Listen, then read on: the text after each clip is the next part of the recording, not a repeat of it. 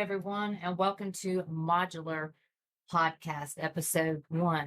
I hope everybody's having a good day today, and we're going to talk about a few things, especially about what we released this week. But before we get started, I'm going to introduce myself again, Ashley. I'm Chris's assistant, and Chris is the CEO and founder of Modulr. Anything you want to say? Yeah, actually, you're a little bit more than an assistant. You're actually our social media manager. But yes, thanks and welcome everyone.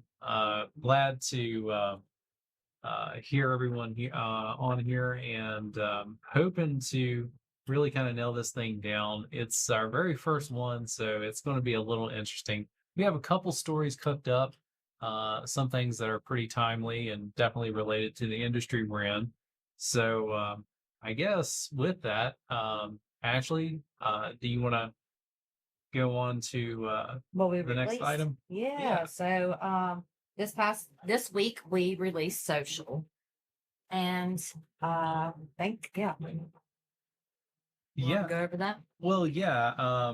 So this is a fairly interesting take. So originally, whenever we released this thing, we just simply called it feed, because I'm horrible at names, and I decided, what was it, yesterday? Yeah, it was more like last night. We ended up updating the name to simply put 28. And the reason for that is it's a little bit of a new take. So the idea of this particular system is that your post will stay up for approximately 28 days and then it'll get auto deleted. It keeps everything, pretty fresh, pretty timely. But I have been considering implementing a little mechanism to where people can uh, continue the post, so to speak, Yeah. sort of like refreshed or whatever, so long as they continue interacting with it. I think it would sort of bring an interesting element into the into this ecosystem. So anyway, I've been considering that. I haven't really nailed that down just yet, but I think it's really interesting, and it's exactly what you expect out of a standard social media sort of platform. It works as intended. So I definitely encourage everyone to hop in here and just try it out, use it, see what you like about it, see what you don't like. There's definitely a lot of optimizations that we can do in order to make this thing a little bit more performant, because it is a little laggy in some cases, but it's actually a good thing that it is, because Well, that's how what we we're going to learn be it. doing is we're going to be implementing some extra features to where we can do some advanced filtering and everything, because obviously we want to prevent anyone from coming on here and being a butthead. But yeah, if people would like to go in and sort of check that out, um, that is much appreciated. And just as a quick reminder, inside of the Telegram chat, we are running a little poll. It's multiple choice, so you can select multiple items. But we want to know what sort of device you're actually using whenever you're using the modular apps, whether that's through a desktop interface, a phone, or a tablet, because that kind of gives us a good hint as to what we need to sort of focus design on. And I'll tell you the reason why it came up earlier today is we did a we did a test on Modulr AI, and I ended up going to the mobile version of that. And I got to be honest, guys, it looks horrible. So that is not the experience that we wanted you to have. It is correct whenever you go to the desktop site. So that is something that we need to fix, and it's already starting to get fixed right now. But yeah, I just wanted to throw that out there. Um, but yeah, we just want to kind of see where you know where everyone is at, just to make sure that we're targeting uh, for the right particular platforms. I can always put that poll back up in it. I don't know how. I think I pinned it. I can't remember. Let's see here. If not, guys, we will pin that, and Yeah, if y'all that's haven't voted, yeah, go Oh vote. yeah, Yeah, Yeah. and I started thinking too, it's like most people are using phone. Yeah, more than likely nowadays. Yeah. Maybe we could do that on X too. Didn't I do that originally? Wouldn't hurt. No, I don't think we had this. We Okay. had something else where we were asking, what operating system they use. It's sort of related, but not really. Yeah, we'll have to do that because you know, there was a question that come up if we was going to release an app for iOS and Android. So I'm glad that talked about this because the people are wanting to know, are we going to Yeah. release an app on this? So, whenever I say, because you might have gotten confused there. Whenever I say, what platform people look at it, I'm still talking about inside a browser. Okay. An app is a completely different story, and apps are much better for us anyway because we can execute off of the actual devices themselves. And the answer is actually, I was going to ask the chat. So I really want to get a good feel for, if people use Android more or if they use iOS more, because I've seen both. So I'm kind of curious which one makes the most sense. I can tell you that we have started on a client agent, much like how the desktop version works on Windows. We have started that inside of Android, and we have some of those functionalities currently working. And matter of fact, just recently, I integrated some a little extra sauce inside of there to where you can just transfer files through the application, and you don't have to go through the web portal. So it makes it that much easier in order to be able to control multiple devices on your own sort of like personal network. Um, there's a lot more testing that needs to get involved. It's definitely not, published by any means, but that is underway. But yeah, genuinely curious who prefers what. And the other thing is that I said the client app, but that's not the actual proper application that we're going to be releasing, like the proper modular application. That application is going to be centered around all the different uh, applications that we have in the ecosystem. So it'll literally be like an all-in-one app, um, which ironically is one of the things that Elon talks about quite a bit. So it'll be kind That'd be of good. fun and Yeah. interesting to throw out there and see how people sort of react to that one. But it should be a lot more performant than the web application, especially since we're writing it in Rust. But yeah, that's really it for this week. We wanted to sort of talk about social, especially 28, because that is a little bit different than what we've shown in the past.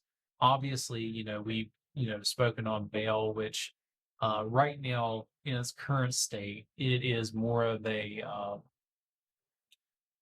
internal mail service. What we're going to be doing is we're going to be integrating this with traditional email services.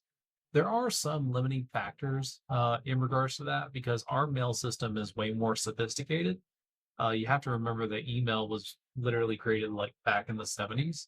So a lot of stuff that we're integrating, making it more like a forum and not transferring the entire message back and forth and doing all those optimizations. Those are things that email won't be able to keep up with. So we have to sort of create like a translation layer in order to interface with traditional email clients. And that assumes that, you're emailing somebody that, isn't inside of the network. If they're in the network, then they get all features, which includes being able to post attachments that are very large, because I believe current email requirements, they place you at like a 15 megabyte limit. So I think that's going to be pretty huge Yeah. whenever be we glad. push this one out. Oh yeah, Yeah, it because makes I life so get much simpler. I get irritated when it comes to trying to make it fit perfectly, like the file size. And I'm like, I'm always having to go back and forth, and Mhm. I'm always saying, Chris, I need your help on this. So good. I'm excited for that myself. Yeah. And real quick, messaging, just so everyone's aware, it works just like it did whenever it was inside of the core. It's this is designed and made to be a direct messaging client, so that you can send messages back and forth through the network. It's completely encrypted, and yeah, it's one of the best parts that we've been working toward. I would like to, I think we mentioned this last time, but honestly, with this podcast being on a Thursday too, we didn't get a lot of time to complete things. Yeah, But we wanted to integrate video inside of here, and obviously we didn't get to that point. But the idea is that this will be a complete peer-to-peer connection. So it doesn't even necessarily touch our network. The only time that it does is setting up the connection. And once the connection is established, we really don't have oversight into how these messages, sort of flow. So as always, be careful whenever you do something like that, because like you could be talking to somebody that you don't really know. The good news is that how to reach them is using usernames on our network. So if you do come across somebody, just flag the username, and definitely don't speak with them anymore. But yeah, I think this is going to be extremely useful here in the future. And it's a shame that I didn't get your computer over here, because it would have been really nice to have kind of shown a little bit of back and forth. But it's all good. yeah. Well, maybe we'll get there. Oh yeah, well, we definitely Yeah. will. Once we get the set in place, uh, and we have that nice big television behind us, that's going to make showing this a little bit easier. Because right now it's a little bit of a mess. We're currently sharing the screen. I keep forgetting that we're talking to the X crowd right now. Yeah. But yeah, currently we're sharing our screen so that people kind of see what this looks like. Um, and just like before, you have calendar, and then you also have a discovery panel where you look for people. And ideally, what you'll see down below this section for discoveries is whenever you start connecting with people, you'll start seeing associates and everything like that. Just realize that some people won't show up because of their security settings. Like people don't want to be bothered, and that's one of the great things about our network too. Is we go out of our way to make sure that um, that people aren't getting harassed all the time. And if they are, at least you're being compensated for it. But yeah, really hope that everyone sort of plays with and enjoys social. Oh yeah, one quick update. This is something that that was raised last night. Is for people who do not have usernames quite yet, you won't be able to interact with um, the with 28 because it does require a username. That's how we're able to sort of get you that network identity. So just keep that in mind. We did integrate a system to where if you don't have one, you can easily go in and get one. Obviously, it's something that is purchased, but at this stage, everyone has free credits. So just use your free credits and you should be good. Honestly, if you just pick a normal username, something that's over, I think it's either 5 or 6 characters, it's not that much. I think it's only 50 credits, or which is not crazy. But once you do that, you'll be able to go in here and message. Well, how will people know if they have credits? Because this was something when I was in this morning, I was looking and I think I seen it, like I didn't have no credits, but let's say a new person comes on and they go in here, where would they see it? To the right, top corner? Is that where it's at? Actually, that's a pretty good point. So some applications don't have what we call the credit tab. So if you go to, let's see, go to core, you'll see this little pill over here, right? That says account balance. Okay. And if you click on that, you'll be able to see all of your, different credit types, which I think this is good to go over, by the way. But you have like 3 different tiers of credits, right? You have purchase credits, awarded, and then you have earned, which is part of the application that we released last go round, where people can just earn credits in order to use the ecosystem rather than having to pay for them. It's totally optional. So we want to go both ways in order to encourage people to come in here and do what they do. Which, by the way, this is where you can redeem your credits. But yeah, certain applications have it because some applications allow you to make purchases. So that's when it's, important to see it. Inside of social, there really isn't a purchase mechanism. Well, I don't know. Maybe there is. I can add it in here. It's not that big of a deal. But one thing, yes, I'm glad you mentioned that. I just So over here in the upper right hand corner, you'll see that this is alpha software. So no longer does it say demo in some of the applications because it's actually getting wired up to the back end, which is what I keep saying over and over. It's like we have a lot of back end work to do. So as those happen, you'll see that pill sort of get upgraded to an alpha application. Now, something that's really important, and I do want to share this with the community, and we will get to stories eventually, is that one thing to keep in mind is as you interact with the system, um, we are going to build it in such a way that people are going to be able to transfer their data over to like the beta system and eventually the actual system. But don't please don't store any sort of like sensitive information inside of here in the event that we do have to do a major change, which would mean that you just wouldn't have access to that data. So, for instance, later on, whenever we allow storage, which I was really hoping that was going to get done today. But when we do that, please keep a copy of that file. Think of it more like a backup at this point. Don't think of it as being like the single sole source because we're not quite there yet. Or at least I don't feel comfortable with it. We need to do a lot more testing in order to get a better, I guess you would say, feel for it. Because I just want to make sure that people are getting taken care of, and everyone understands that these are alpha applications. Which, by the way, is also the reason why we started pushing out a TOS agreement system because some people will just be new. A lot of people don't really listen to us, which right. they're crazy. I don't know why you wouldn't listen to us, but it does give everyone an opportunity to be able to, get that heads up and say, "Oh, okay, yeah, this is still in work and everything." But we are trucking right along. Like we're seriously kicking butt this week, so I'm very happy with where we're at. That's a lot, definitely a lot going on. And it's definitely a big change to, our format. So Mhm. yeah, it's definitely different.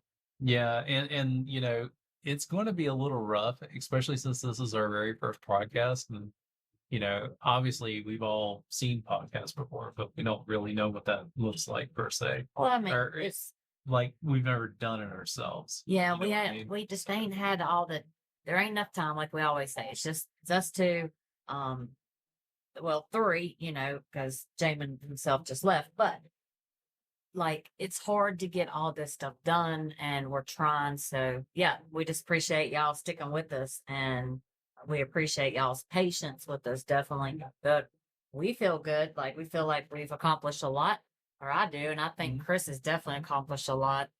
Steps, especially having to put up with me on a daily basis. Yeah, I should get a medal for that. Oh yeah, you're gonna get a golden star. Gold star. All right, guys. So, I don't know, Chris. You want to jump into community questions because I kind of did that one. Or we Yeah, can go into the story time. did we have any other questions out there? So Well, if you let's want take a to look at take a look, Telegram real quick and see if anyone's popped in here and asked anything before we go into story time. and I didn't see none I on the like this one. post. Liam's the best.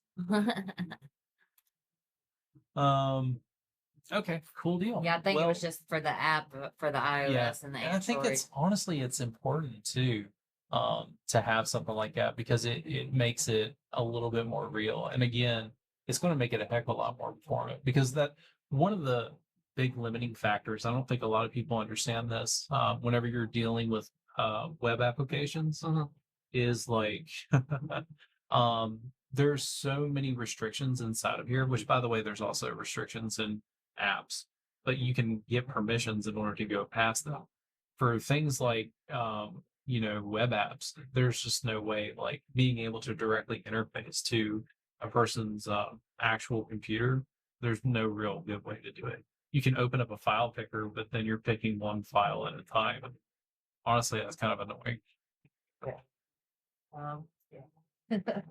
All right, so I guess we're gonna go into story time. So All right. we kind of like we said, it's different format. We changed it up a little bit. There's gonna be I think we have three different topics.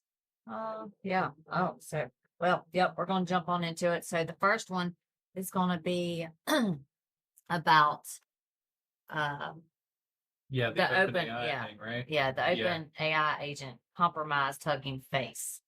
So, Chris, this story sounds almost unbelievable. An OpenAI model apparently escaped a test environment and compromised Hugging Face. Before we get into what that means, what actually happened here? So, from everything that I have seen, and we went on ahead and pulled up the BBC article, and we might reference it throughout here. But effectively, what it looks like is that OpenAI thought it would be a great idea to take one of their AI systems and basically strip it of all its safety features, which is a really fancy way of saying, uh, well, the way safety features work is effectively they bake in things the AI is not allowed to do. So tell people how to make a weapon. Let's do that because I don't know if we get demonetized if we say um, other Well, things, but like or flagged. But there are basic simple things. What they did is they literally just stripped all that out there and they let the AI sort of run wild. And what they did it right to begin with. They placed it in sandbox, which means that it's completely isolated from real world environments. And the AI apparently, now this is all supposed because no one really knows what happened, um, but somehow it found a backdoor to get out of the sandbox, which I think is pretty wild. And the target that I believe that they were really searching for was, you know, uh, manipulating a Hugging Face itself and seeing if there's any sort of security vulnerabilities. Now, in the sandbox, that's not a big deal because it's not dealing with real world systems. But after it broke out of the sandbox, the AI is like, okay, well, now it's time to test against Hugging Face.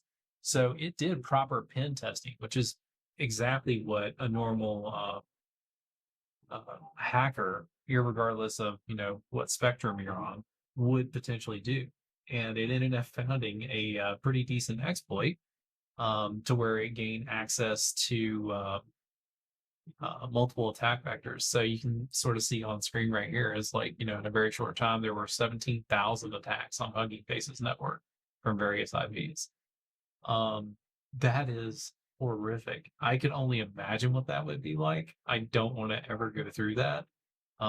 Because that is the nightmare scenario. It really is.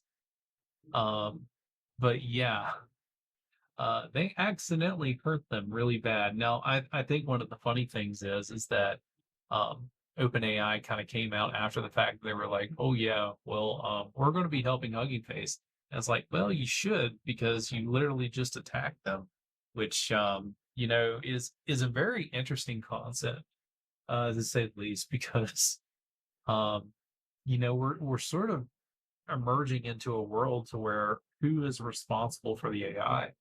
And I don't know if that's something that you want to sort of allude to a little bit more, but I mean, my goodness, at some point, somebody's going to have to take responsibility. And honestly, in this particular case, I say the responsibility is on OpenAI itself, and they may actually owe Hugging Face some damages.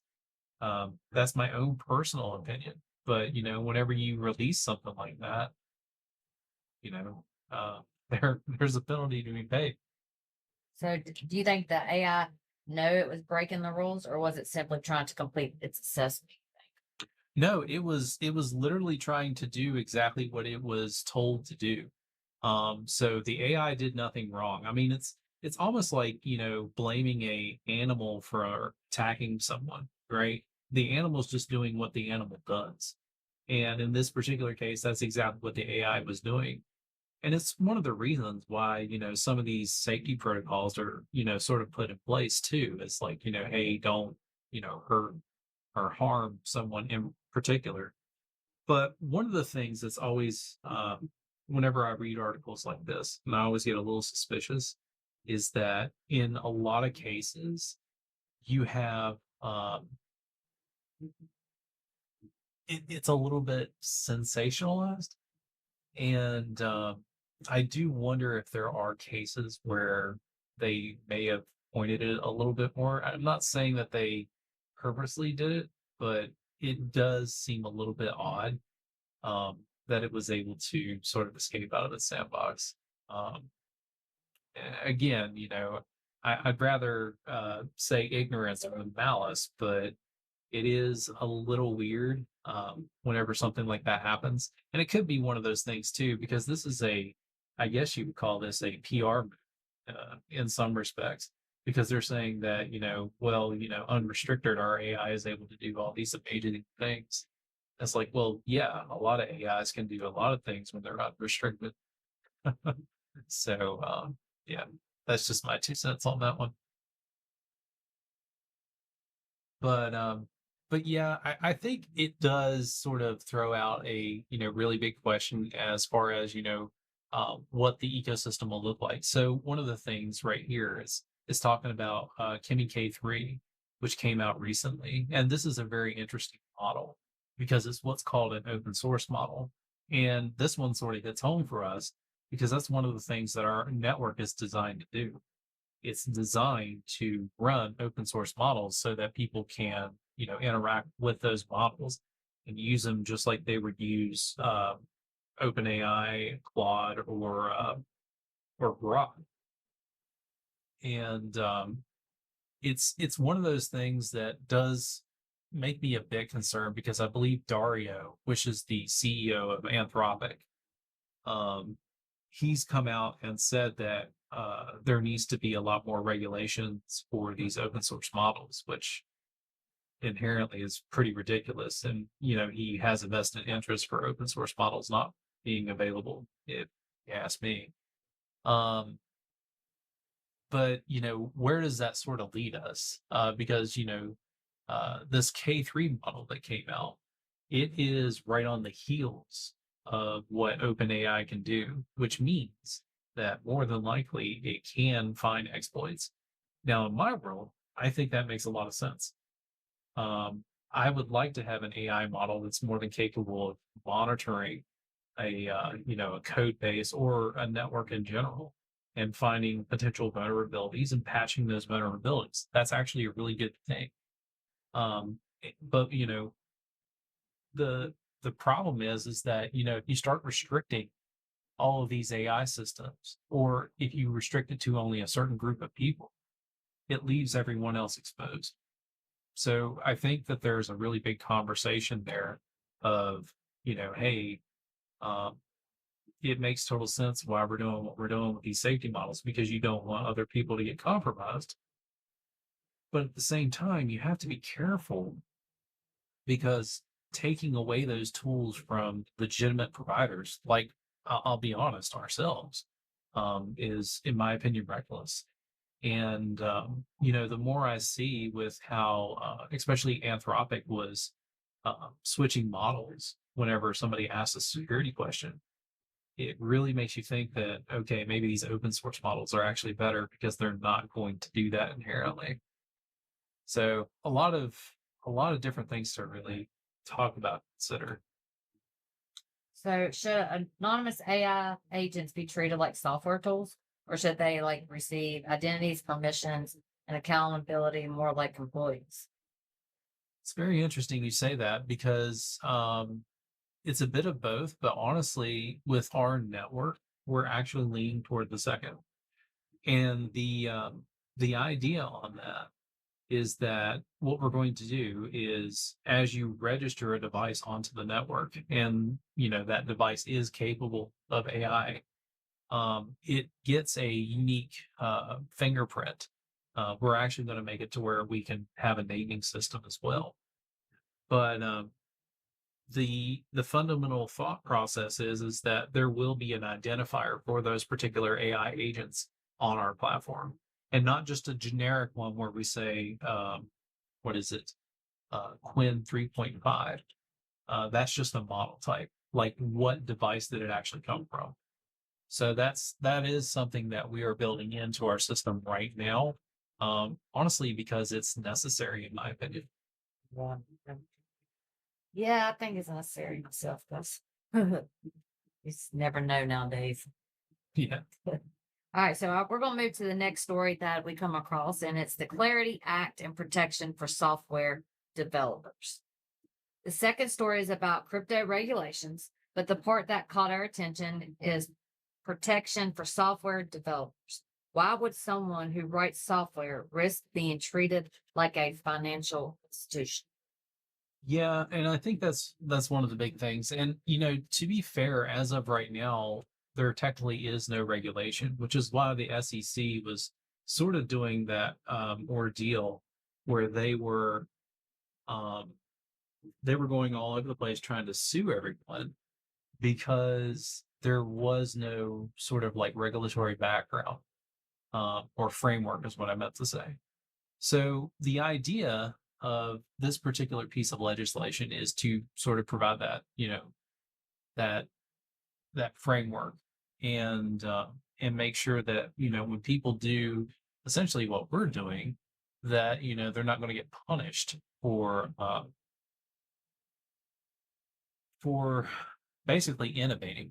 Um, and with that, uh, to be clear, I'm in support of this. Now, I have to admit, I haven't read the entire 600-page Clarity Act.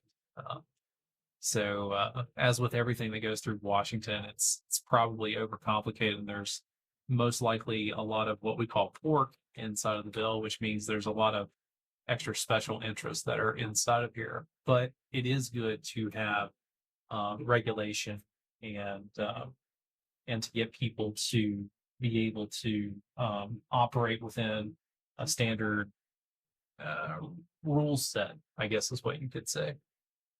So yeah, I think overall it's a good thing. And everyone wants to see it passed, but unfortunately, Washington being Washington, they always attach unrelated items to very important bills, which usually gets the opposite side riled up. Doesn't matter what spectrum you're on, they both do it fundamentally. So it's not like it's anything new. So, why does that distinction matter to an ordinary person? Well, I think it matters a lot here inside of the United States. Frankly, most countries have a form of crypto regulation. Um, and I believe that at the end of the day, if we just have something over here, we can get to the point to where, maybe we can start trading crypto without having to hide behind a VPN. I think you have a little bit of experience with that. Oh, so Now, annoying. this Clarity Act doesn't necessarily fix that, but it does start, removing some of those barriers. And it starts opening doors, is what I should say. Because, like, as of right now, for instance, I know that Coinbase has released a product that isn't necessarily leverage trading, but it's getting pretty close to it. I think it's more closer to, what is it? Prediction markets, which is a really fun way of saying gambling, in my opinion. But it's legal, so I guess it's okay. But yeah, it's crazy. And in my opinion, this is one of those things that really doesn't deserve or doesn't need that 60 vote.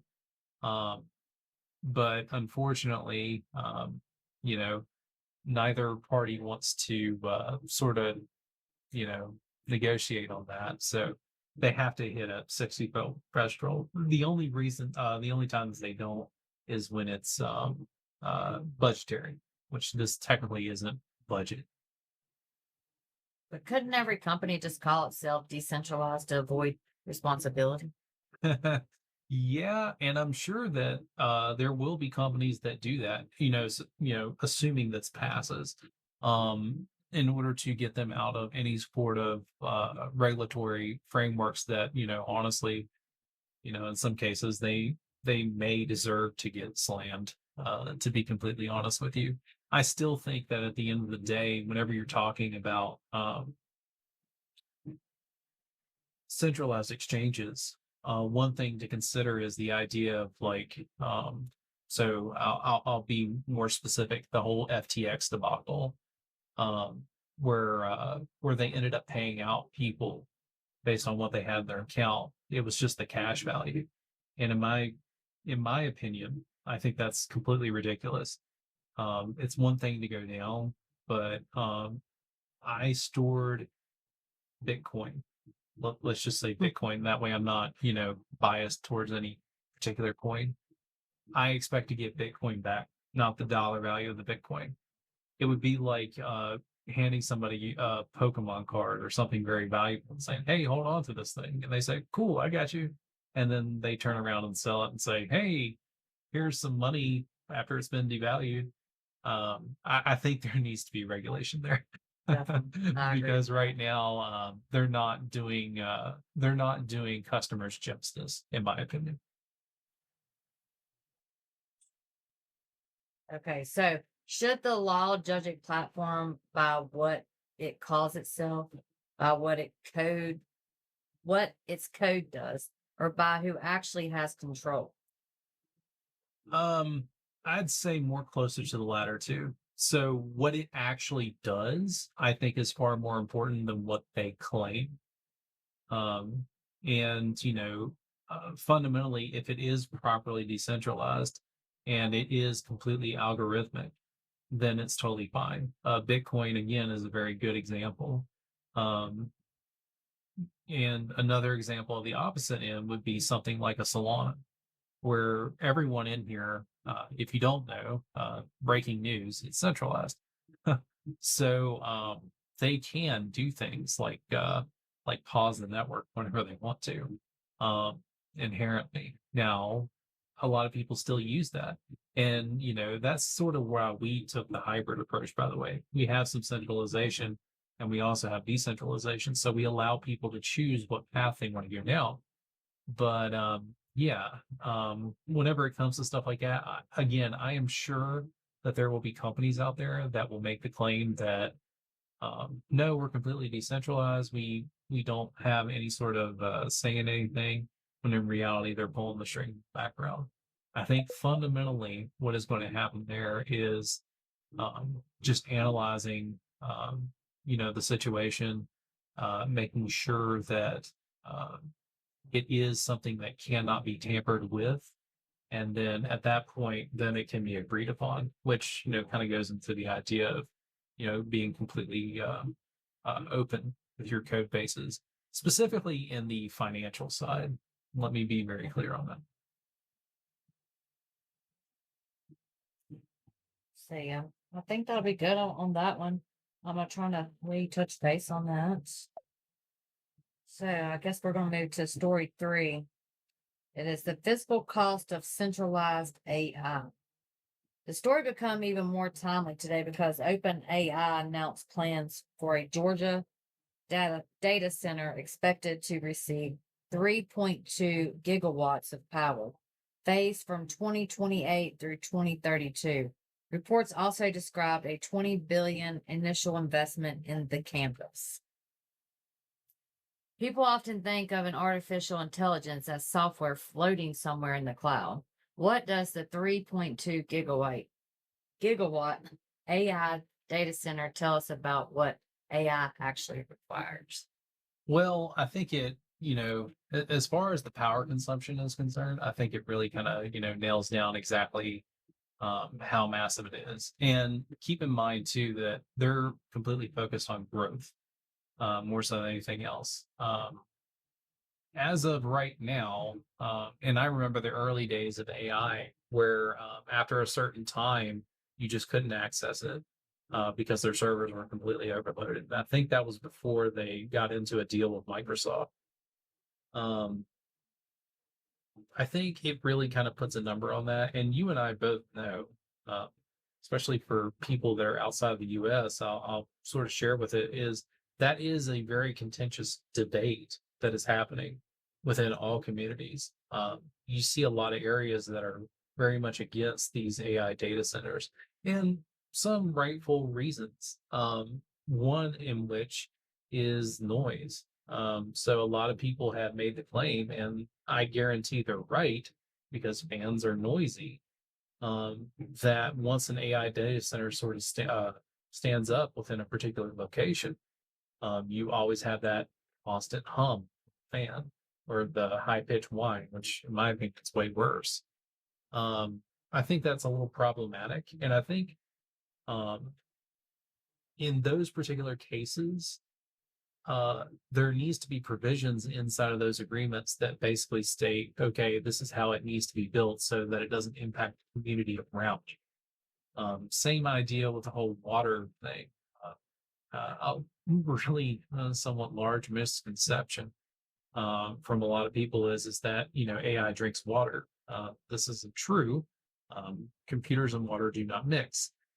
What happens is that in some systems, and it's been upgraded, most of them are now glycol based, but in some systems, they will use a water supply and the ions that get taken away from the radiators. And think, whenever I say this, the same sort of radiation system that your car uses is just scaled down.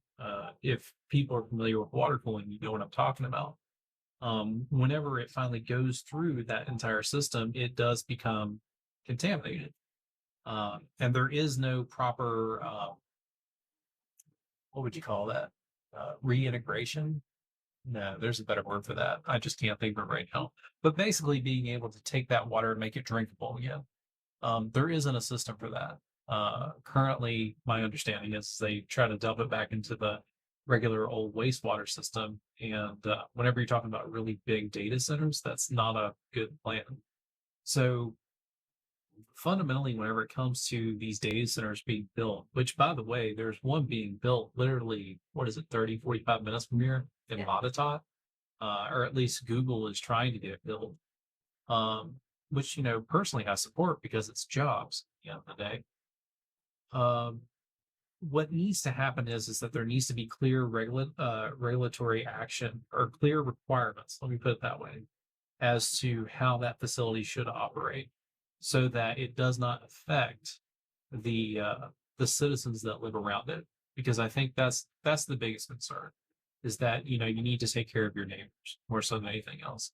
And businesses are great, but it's no different than setting up a coal plant right next to a bunch of homes or whatever. It's like, okay, how dirty is it going to get? Are you going to take care of the ecosystem? Are you going to dump your wastewater in here? Like, what does that look like? So I fundamentally believe that there is a conversation to be had, but I do not believe that simply burying our heads in the sand um, and not really doing much um, in the large data centers is the answer. I think that's absolutely asinine. Yeah, they say the target plant up to 10 gigawatts in the US. Yeah, yeah. So that is referring to what was it? A bill that I believe Trump had signed called the Stargate program. Which, Yeah, by the way, I have no idea why they called it Stargate. That's more so space, but whatever. I'm a little bit nerdy on that one. But yeah, it's interesting because honestly, it was a little bit under um powered in my opinion when I first saw it, well, why? based on what they were trying to pump in there. Why? I mean, why should viewers care where the power comes from? Well, I know that a lot of people are environmentally conscious at the end of the day. That's definitely one of those big key talking points for sure. My personal thoughts are is that you should use nuclear power for these things, specifically thorium, which we haven't really done much with here in the States because everyone always gets nervous because of the word Chernobyl. I think that's kind of silly, to be honest with you. We never had a meltdown over here. Not to say that it'll never happen, but whenever you upgrade your nuclear plants, um, and you abide by the proper safety regulations, we know how to do this correctly. So that's just my 2 cents. Not necessarily throwing up solar and wind, which, both of those actually have their own problems inherently. But I do believe that that is the right path to go down. Now, the reason you hit on a good point, that so many people get paranoid about power is like, okay, the power's going to go off my house because this AI data center down the road is sucking it all down. It's Yeah, like that has to get fixed, and that's more so distribution than it is the power itself. yeah. I But mean, yeah, it's got to think of the water, the energy prices, local jobs, tax revenue, and what happens during the periods of peak demand. I mean, right. it's crazy. And this Georgia project will pay for infrastructure impacts, use limited water, and reduce its consumption during stress. Those promises will be important to monitor as the project develops. I mean, hmm Yeah, and those are really good points, and that kind of relays on to what I was saying is that whenever it comes to building these facilities, you need to have certain guidelines or rules in place so that the data center doesn't come in and just wreck the place. At the end of the day, most businesses are focused on trying to get the most value to their customers for the cheapest price, which, by the way, is the right thing to do. The problem comes in is when you're doing it at the expense of other people. And right. that is the reason why, in my opinion, a lot of people are, really kind of uptight about this. And that's horrible, by the way. And I'll tell you why. Because AI is an amazing technology. And to basically, be able to sort of have this companion with you that, I'm not going to say is smarter, but is more knowledgeable, or has more knowledge in multiple disciplines is a huge advantage for anyone. And what I'm seeing right now is a lot of people are so upset with this whole data center narrative and everything that they're completely against the AI systems themselves. And yeah, I find that very problematic. I mean, I'm like a 50-50. Like Mhm. I see it. I mean, AI is definitely helped me in a lot of ways. Like, Right. but I also see it on the other side because I don't know what I could go on about that. That's deep. That's deep. I won't get into that, but I see it like I don't know, Yeah. but they Well, need there's a a lot of place for it. paranoia. Yeah. And again, this kind of talks back to, one of the things that, we worked on too is, the next inevitable conclusion of this is physical AI, which is robotics, obviously. And people are very concerned that, we've already seen a little bit of displacement. Honestly, I got to be honest with you guys. Whenever it comes to all these software developers losing their jobs, I don't believe that those particular cases are legitimate for the most part.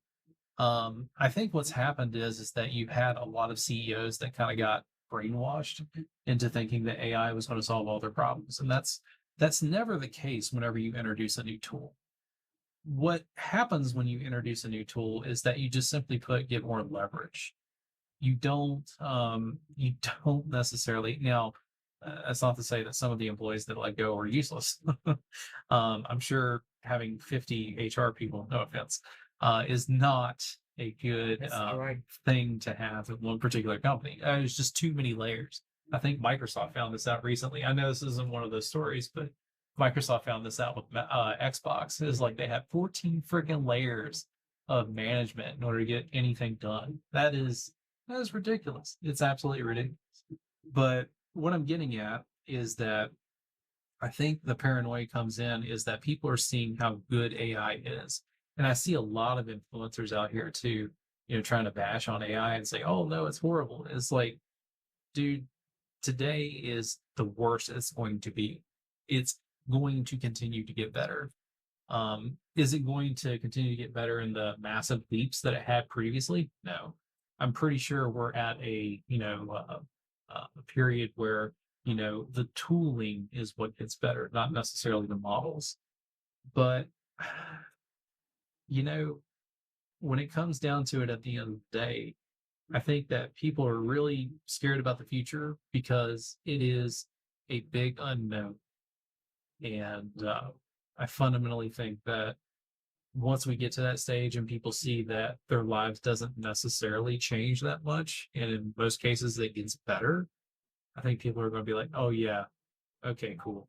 Actually, no, I take it back. A lot of people are just set in their ways, so they'll always That complain yeah, about it. that too. Yeah. But the question is not whether decentralized infrastructure replaces every data center. The question is whether every job needs to travel through. Well, the answer is no, and that goes back to the ethos of what our architecture is all about. You know, we focus on both, decentralized and centralized. Matter of fact, yeah, here it is. So whenever you head into modular AI, right, we have three different categories in here. Now this no, one in the middle, don't worry about it so much. This local is for people that have computers that are powerful enough to run models. They can just connect it, and technically it's free. Um, I say technically because there are circumstances where we have to charge. But the idea is that you can use commercial, which is centralized, or you can go our route where we use completely open source models, and it just simply works. So like we sort of go in both angles at the end of the day, and that's I think that is the correct path to go down. Wouldn't distributed machines be less efficient and harder to trust? Yes and no. So it's better from a latency standpoint for somebody to be able to access a system that is nearby. It is not um, it's not always the best solution, and I'll tell you why. Not everyone is going to have a NVIDIA H200 in their garage. We will get there one day because technology always, gets smaller and more compact, and it gets better over time. But ultimately, whenever we're dealing with the centralized providers, they're running AI models that are in the trillions of parameters, whereas our systems are running the billions of parameters. Each one has its own category to where it's the most effective. Uh, and our goal at Modulr is to give people the best experience with the models that are sort of available to us. Now, again, one of the great things with our system is that, anyone can be a provider. Uh, so what will happen is that we will naturally have individuals that have much more powerful machines join the network, and potentially use models like Kimi K3, for instance, which is what we discussed earlier, which I believe has 1.5 trillion parameters, if I remember correctly. So there are advantages and disadvantages, and I think at the end of the day, our architecture, obviously unbiased, is the best because we focus on customer experience. We're not necessarily focused on everything must be decentralized at all times. And I think that is the right path to go down, because there's use cases for both technologies or both systems.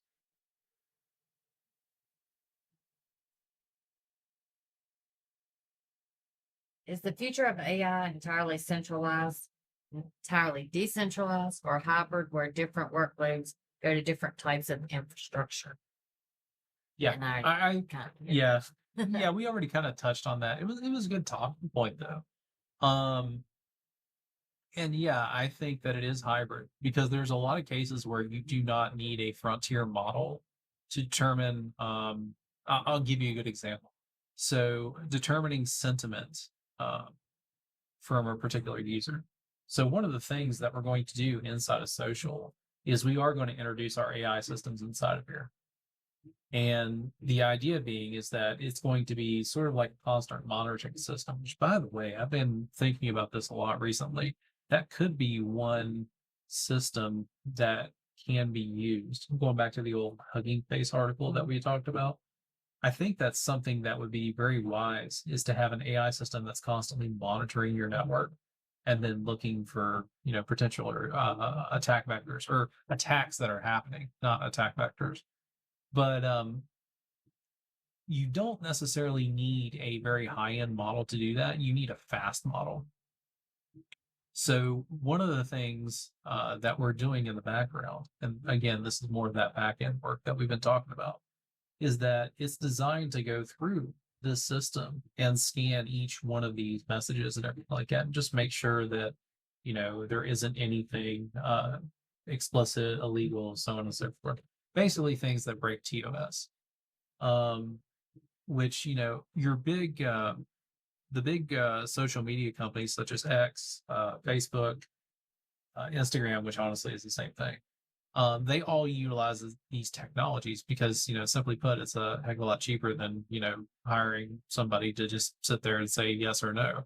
And honestly, I think it's a little bit more safe because there's some really horrible stuff that circles around the internet, to be completely honest with you. And yeah, it's not good for somebody to sit and watch stuff like that, in my opinion.